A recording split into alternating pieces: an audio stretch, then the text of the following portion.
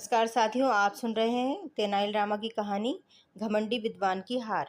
विजयनगर साम्राज्य अपनी समृद्धि, न्याय और विद्वानों के सम्मान के लिए दूर दूर तक प्रसिद्ध था। राजा कृष्णदेव राय का दरबार मानो ज्ञान का सागर था, जहां हर दिन नई नई चर्चाएं और शास्त्रार्थ होते रहते थे।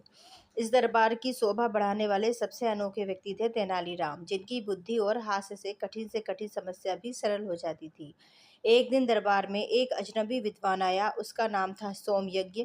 वह ऊंचे कद, चमकदार वस्त्र और घमंड से भरे चेहरे के साथ दरबार में प्रवेश करता है। उसकी चाल में इतना अभिमान था मानो वह पहले से ही सबको हरा चुका हो। उसने आते ही ऊंची आवाज में कहा, महाराज, मैं दूर दूर के राज्यों में जाकर शास्त्रार्थ कर चुका हूँ और हर जगह विजयी हुआ हूँ। आज मैं यहाँ आया हूँ यह सिद्ध करने कि मुझसे बड़ा विद्वान इस धरती पर कोई नहीं है। उसकी यह बात सुनकर दरबार में हलचल मच गई। कुछ लोग उसकी हिम्मत की प्रशंसा कर रहे थे, तो कुछ उसके अहंकार पर मन ही मन नाराज थे। राजा कृष्णदेव राय ने शांत स्वर में उत्तर दिया, विद्वता का सम्मान हमारे लिए सर्वोपरि है, परंतु अभिमान ज्ञान की शोभा नहीं बढ़ाता। फिर भी यदि आप अपनी विद्वता का प्रदर्शन करना चाहते हैं तो हमारे दरबार में आपका स्वागत है। अब यह तय करना था कि उससे शास्त्रार्थ कौन करेगा। दरबार में बैठे कई विद्वान चुप रहे, क्योंकि वे उसके आत्मविश्वास और प्रसिद्धि से भयभीत थे। तभी तेनालीराम ने मुस्कुराते हुए आगे बढ़कर कहा, महाराज, यदि अनुमति हो तो मैं इस विद्वान से कुछ प्रश्न पूछना चाहूँगा। राजा ने सहमति दे दी और अगले दिन शास्त्रार्थ का आयोजन किया गया। अगले दिन दरबार में पहले से भी अधिक भव्यता के साथ सजा। सभी लोग उत्सुक थे कि आज क्या होने वाला है। तभी तेनालीराम दरबार में प्रवेश करते हुए आते हैं। उनके हाथ में एक बड़ा सा कपड़े में लिपटा हुआ गट्ठर था। उसे देखकर सभी के मन में जिज्ञासा उत्पन्न हो गई। सोमयज्ञ ने हंसते हुए कहा, तेनालीराम, यह क्या है? क्या तुम किसी विशेष ग्रंथ के साथ आए हो? तेनालीराम ने गंभीरता से उत्तर दिया, हाँ, यह तिलक्षता महाग्रंथ है। इसमें ऐसा ज्ञान है जो बहुत कम लोगों को ज्ञात है। इसे समझना अत्यंत कठिन है। यह सुनते ही सोमयज्ञ के चेहरे पर एक पल के लिए चिंता की लकीर दिखाई दी, क्योंकि उसने इस ग्रंथ का नाम पहले कभी नहीं सुना था। लेकिन अपने अहंकार के कारण वह यह स्वीकार नहीं कर सका। उसने तुरंत कहा, हाँ, मैं इस ग्रंथ को भली भांति जानता हूँ। तेनाली ने तुरंत मुस्कुराकर कहा, तो कृपया इसके पहले अध्याय का सार दरबार के सामने प्रस्तुत करें। अब सोमयज्ञ के पास कोई उत्तर नहीं था। उसके चेहरे का रंग उड़ गया, माथे पर पसीना आने लगा और वह इधर उधर देखने लगा। दरबार में बैठे लोग धीरे धीरे उसकी स्थिति समझने लगे। आखिरकार उसने सिर झुकाकर कहा, मैंने इस ग्रंथ का नाम तो सुना है, लेकिन इसे पढ़ा नहीं है। तेनालीराम ने तुरंत वह गट्ठर खोला। सभी आश्चर्यचकित रह गए। उसमें कोई ग्रंथ नहीं था, बल्कि सूखे तिल और लकड़ी के टुकड़े थे। तेनालीराम हंसते हुए बोले, महाराज, तिलक्षिता का अर्थ है तिल और लकड़ी।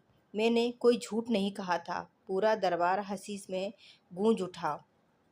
सोमयज्ञ का घमंड चकनाचूर हो गया। वह शर्म से सिर झुकाकर खड़ा रह गया। राजा कृष्णदेव राय ने गंभीर स्वर में कहा, आज तुम्हें यह सीख मिलनी चाहिए कि ज्ञान का घमंड करना सबसे बड़ी मूर्खता है।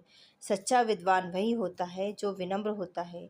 सोमयज्ञ ने हाथ जोड़कर क्षमा मांगी और स्वीकार किया कि उसने अपने ज्ञान पर घमंड किया। इस घटना में कई गहरे जीवन के संदेश छिपे हुए हैं, जो हमें सोचने पर मजबूर करते हैं। सबसे पहला और महत्वपूर्ण संदेश यह है कि अभिमान व्यक्ति को अंधा बना देता है। जब मनुष्य को अपने ज्ञान या क्षमता पर अधिक गर्व हो जाता है, तो वह दूसरों को कमतर समझने लगता है।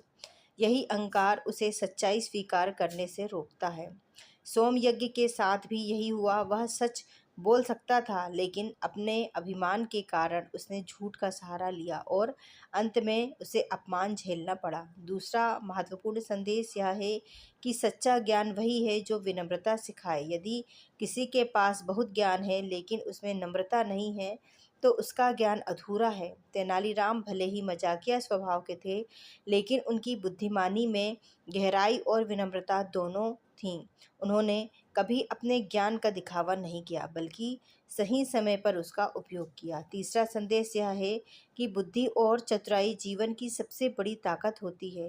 तेनालीराम ने ना तो किसी से झगड़ा किया और ना ही कठोर शब्दों का प्रयोग किया, बल्कि अपनी समझदारी से स्थिति को संभाला और सच्चाई सामने ला दी। इससे यह सीख मिलती है कि हर समस्या का समाधान बल से नहीं बल्कि बुद्धि से किया जा सकता है। चौथा संदेश यह है कि गलती स्वीकार करना भी एक महान गुण है। जब सोमयज्ञ ने अपनी गलती स्वीकार की, तभी वह सच्चे अर्थों में सीखने योग्य बना। यदि वह अंत तक झूठ पर अड़ा रहता, तो वह भी कभी अपने में सुधार नहीं कर पाता। अंततः यह कहानी हमें सिखाती है कि विनम्रता ही सच्चे ज्ञान की पहचान है। अहंकार हमें गिरा देता है और बुद्धिमानी हमें सही मार्ग सिखाती है। इसलिए जीवन में हमेशा सीखते रहना चाहिए और कभी भी अपने ज्ञान पर घमंड नहीं करना चाहिए। मित्रों, यदि आपको तेनालीराम की यह कहानी अच्छी लगी तो चैनल को लाइक और सब्सक्राइब जरूर करें। धन्यवाद। आपका दिन शुभ हो।